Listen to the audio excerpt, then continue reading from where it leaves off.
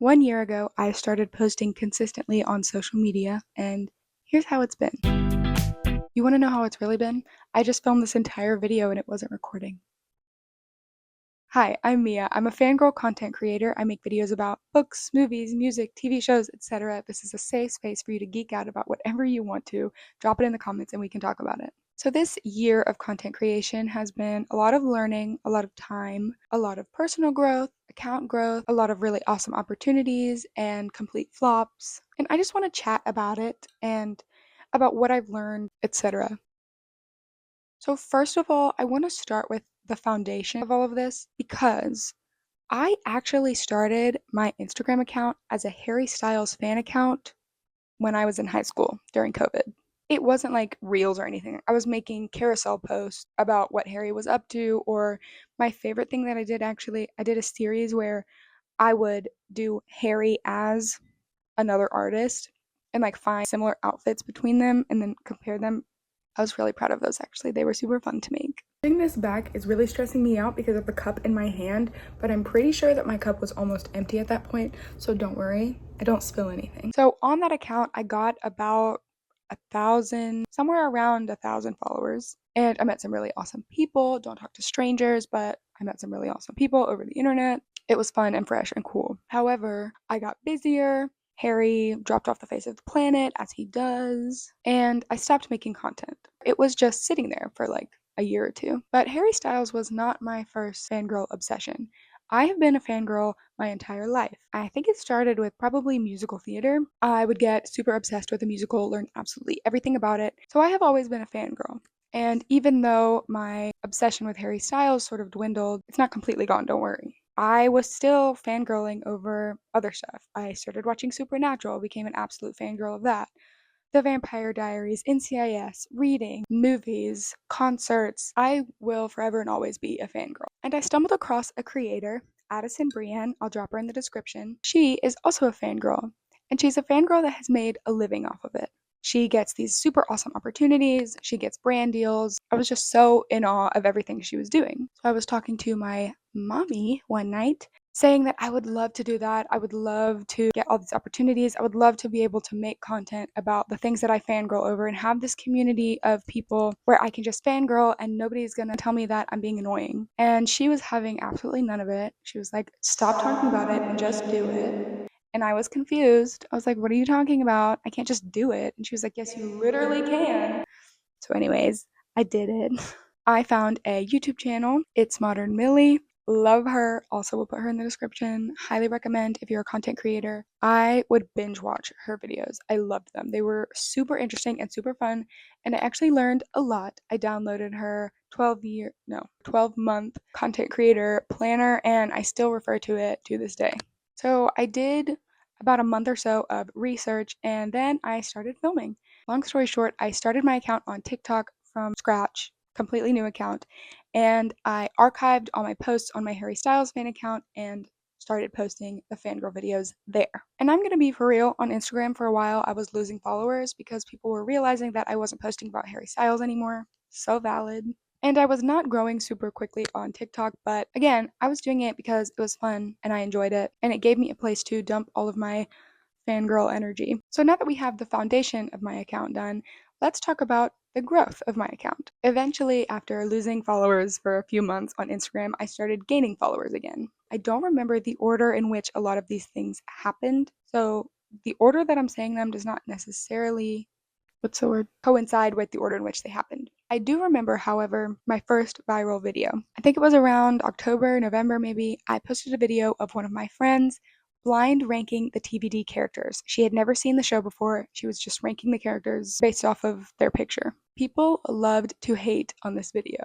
It was my most viewed video. It did so super well because everyone was commenting like, oh my gosh, this is a terrible ranking. She has to watch it. Yada yada yada. I think it did well for two reasons. The shock factor, her ranking was terrible, no offense. And also, people were sharing it with their friends like, oh my gosh, can you believe this? This is milk, by the way.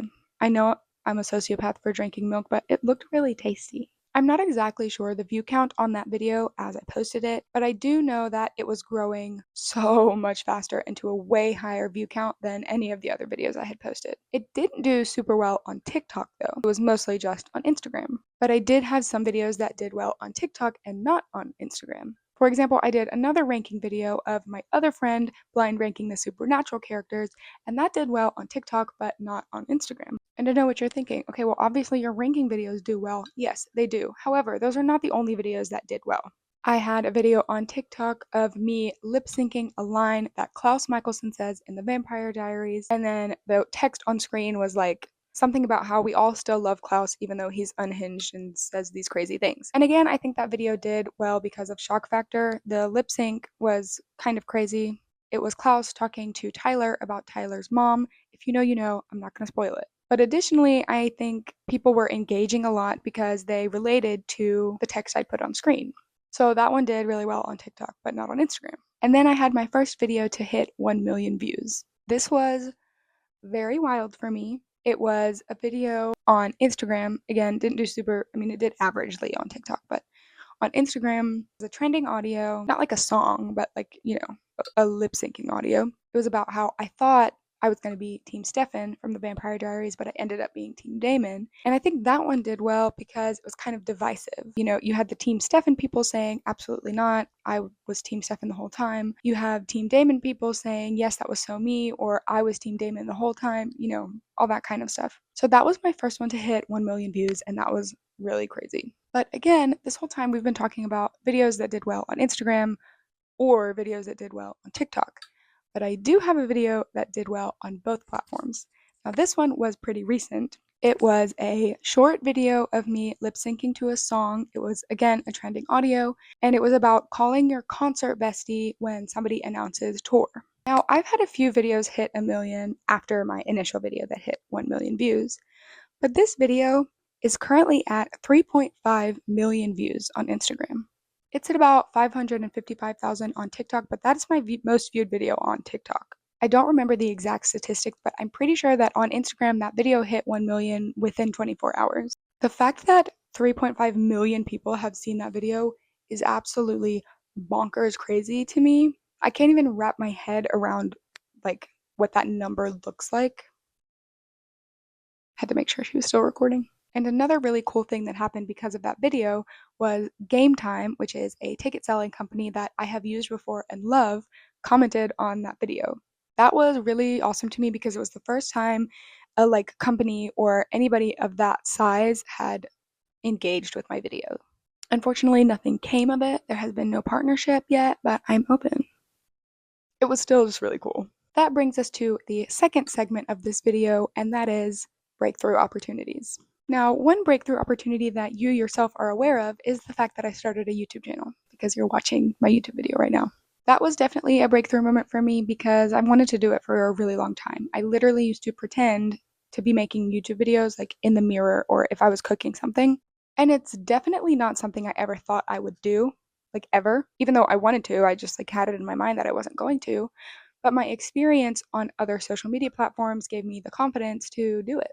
And so here I am. Additionally, probably the coolest thing that has ever happened to me, I got to go to a concert for free and interview the band. If you want to see how all of that happened, watch my previous videos. But all in all, I got to do it because of my social media. And that is absolutely groundbreaking to me. I started this account because I loved it and I wanted to talk about fandoms and I wanted to have a creative outlet. But in the back of my mind, that's what I wanted to do. I wanted all these awesome opportunities and I wanted to interview people. So even though that wasn't my primary reason for starting the account, it definitely was one of my goals. One of my goals that I really didn't think was going to happen, and it happened. So have I mentioned that it was crazy? And it was really a journey of personal growth for me because I have anxiety. And not only did I have to get over the anxiety of filming videos and posting them and my friends and family seeing them, but also when opportunities like that come along, it's very scary for me, but I wasn't going to let myself pass it up just because I was anxious. So I definitely have had to overcome a lot of anxiety on this whole journey. And I am 100% not the person I was when I started. I'm definitely not the person I was when I started my Harry Styles fan account. But I don't think anybody that has known me for the past few years could say that I haven't grown. I have made a lot of changes in my life for the better, and not all of them have to do with social media, but a lot of them do. I also have had to deal with a lot of discouragement. Now, I'm going to be honest with you, I haven't gotten a lot of hate online from strangers. Most of the discouragement that I get is from people in my life, my friends and family. Now, I definitely have people in my life who are super supportive and amazing. Obviously, my mommy is very wonderful. And even though she knows absolutely nothing about this world, she does not have a single social media account, nor is she a fangirl. She is so supportive. She'll let me talk through things. She celebrates with me when I do something cool, and she comforts me when I completely fail at something. She has never once told me that I shouldn't be doing this or that I shouldn't put as much time and energy into it as I do. And I have other people in my life like that as well. But I also have people in my life who are not encouraging or supportive in the slightest. And I definitely care what the people in my life think. I also care what strangers think, but way, way, way less than how much I care about what like my family and my friends think. So that has been probably the hardest thing for me, having people that I really love and care about telling me that I shouldn't do it or downplaying some of the cool experiences that I've experienced. And I'm not trying to be prideful about it or anything, but I don't know. It's just hard to have like people who I love and care about and respect their opinions be like, okay, so what? You know, it makes me feel like I shouldn't be putting as much time and energy into it as I am, or that it shouldn't be as much of a priority for me. But the thing is, I made this commitment to myself, and I don't make a lot of commitments to myself. I'm going to be so for real with you. And I don't hold myself to a lot of the commitments that I do make to myself. So even though I'm at the point where a lot of creators would quit, I'm not going to. And that brings me to the three biggest things that I've learned throughout this journey. The first one is something that you probably have most definitely heard if you are a content creator or getting into content creation, and that is posting every single day on TikTok is absolutely necessary. However, that is for TikTok. I did not grow until I started consistently posting every single day on TikTok. But that doesn't mean that you necessarily have to post every single day on every single social media platform that you have. TikTok is definitely one where you need to post consistently every single day to grow. I still haven't exactly figured out what consistently means for TikTok because, like, sometimes I'll post once a day and sometimes I'll post 3 times a day. And I don't really know if that inconsistency matters, but I will say that not posting at least once every single day is hurting your account. But again, that is for TikTok. I don't post every day on Instagram. And at the risk of sounding prideful, I feel like I'm doing pretty well on Instagram. I'm not going to say anything about YouTube because I actually have no idea what I'm doing. So, yeah. The second tip, though, is don't be afraid to ask. The reason why I got to go to the concert and interview the band is because I asked, which is kind of embarrassing. But no, it's not. I had this huge fear that the worst they could say was not no. The worst they could say is like, how dare you? And completely blacklist me, and now I couldn't ever do anything like that again. But that simply is not going to happen. I mean, I guess there's like a teeny tiny chance that it could happen, but I feel like that person would have to be wildly crazy to do that to you just for asking something.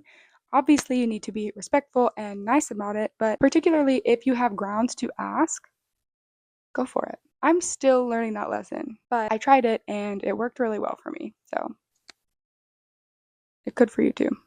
And number three, remember why you started. That is definitely the biggest tip that I have and the biggest thing that I have learned. If you start making content for money, whatever, that's fine, that's cool.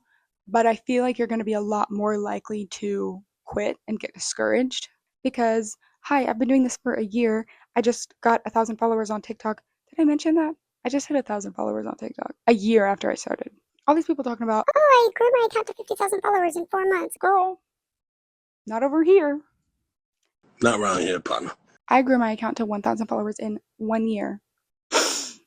I've made a few shoppable videos on TikTok, but they have not made any sales. So I'm not saying that you can't start just to make money, but I feel like you're going to get a lot more discouraged if that is your goal. My goal was to have a creative outlet, to have some place to talk about the things that I enjoyed, build a community, and just have fun. And I'm doing all of those things. Those things are happening. So I feel good. If you start content creation because you love it, I'm not saying you have to enjoy editing. I'm not saying you have to enjoy every piece of the process, but if you are making content about something that you love, something that you enjoy talking about, you're going to have so much more motivation to keep going when you get stuck in a rut, or when you've been doing it for a year and you don't make money off of it, or when you get, discouraged or something like that. And it's definitely something that I have to remember when I have people who are being discouraging, that I'm not doing this for them. I don't have to prove to them that I should put my time and effort into it by making money or something like that. I'm doing this because I enjoy it. And if I were to make money off of it, that would be literally so amazing. But that's not why I'm doing it. And that's not the only justification for putting my time and energy into something that I enjoy and is not harming myself or anyone. Obviously, if you're harming yourself or anyone in any way, not good. But doing something that you enjoy, even if it's silly, even if it's stupid, if it's not harming you or anybody, go for it. I have to constantly remind myself that I don't have to justify it to them. I don't have to justify it for them. And even if I did want to justify it to them, making money off of it is not the only justification for putting my time and energy into it. Anyways, just remember why you do it. Remember why you started. Remember the things that you love. And if you truly don't love it anymore, then yeah, maybe it's time to take a break. But that's not me, sister. I love it. Don't know what to tell you. I would also like to say that loving it does not mean that you're never going to get stressed or frustrated. It just means that you have something to push through that for. So happy 1 year. I mean, it's not 1 year of YouTube. I started this like a month ago, but happy 1 year of Mia in the Mix. Thank you for watching. I hope you stay to see what the next year of content creation looks like for me. And I hope you have a wonderful day. Bye.